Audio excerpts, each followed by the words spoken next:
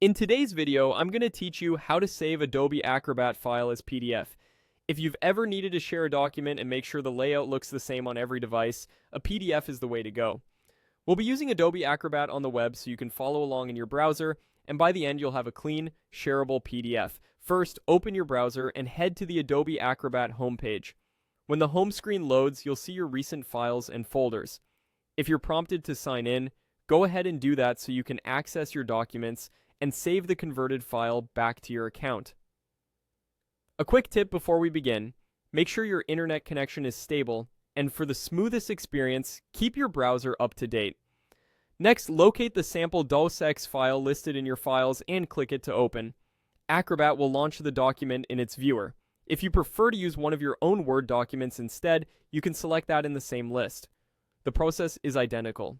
Once the document is open, give it a moment to finish rendering so you can see the full page preview. Now look toward the upper left area of the screen for the Convert option. This is the tool that changes the file format without altering the content. Click Convert to bring up the available formats. You should see several choices, and for this task we want a standard, shareable format that preserves fonts and layout.